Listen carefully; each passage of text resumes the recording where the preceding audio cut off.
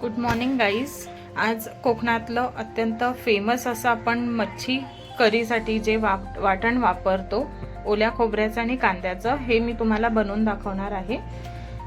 हे वाटण आपण कोणत्याही फिश करीसाठी, सुरमई असो, कर्ली असो, कोलंबी असो, कोणत्याही रश्श्यासाठी वापरलं तरी रस्सा अगदी चविष्ट बनतो आणि घट्ट असा बनून येतो.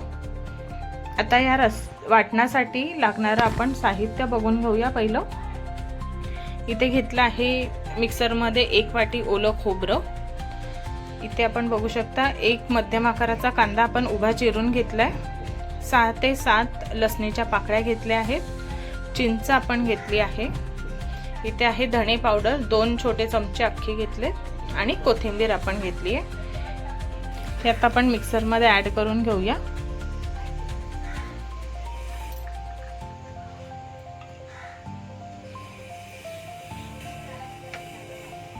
कोथिंबीर आपण चिरून घेतली बारीक आणि धणे पावडर आपण टाकणार आहे. हे झालं आपलं वाटणाचं साहित्य. आपण आता ह्याला बारीक असं मिक्सरमध्ये वाटून घेणार आहे. हे आता आपण मिक्सरमध्ये ॲड करून घेतले सगळं साहित्य. त्यात आपण जरा पाणी ॲड करून घेणार आहे. वाटण आपल्याला एकदम पण पातळ नाही करून घ्यायचं, जाडसरच असेल आपलं.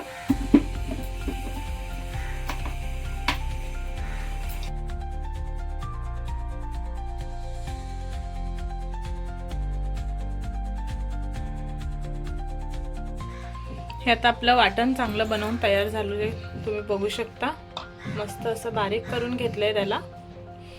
हे आपण फ्रीजरमध्ये ठेवून आपण नंतरसाठी पण वापरू शकतो. ताजं वापरलं तर अजूनच चांगलं. छान अशी कन्सिस्टन्सी आली आहे त्याला. हे आपलं कोकणी पद्धतीचं खोबरं आणि कांद्याचं वाटण आपलं बनवून तयार झालंय. बघू शकता अगदी छान अशी घट्ट अशी कन्सिस्टन्सी आहे. हे कोणत्याही प्रकारच्या मच्छीचा रस्सा जर तुम्ही बनवत असाल त्यात हे तुम्ही ॲड करू शकता आणि रस्सा अगदी चविष्ट लागतो. ह्याच्यात आता हा वाटणाचा रंग तुम्ही बघू शकता जरासा पांढरसर आहे. आपण ह्याच्यात तिखट वगैरे काहीच आता ह्या स्टेजला ॲड नाही केले. आपण जेव्हा रस्सा बनवत असू तेव्हा आपण तिखट आणि हळद ॲड करून फोडणी दिल्याच्या नंतर हे वाटण ॲड केल्यावर सुंदर असा नारंगी रंग येतो आपल्या रस्स्याला. नक्की कोणत्याही मच्छीचा रस्सा बनवताना हे वाटण जरूर वापरून बघा. अगदी कोकणी पद्धतीचं असं आपलं आहे. आणि मला कमेंट करून नक्की सांगा कशी वाटली ही वाटणाची रेसिपी.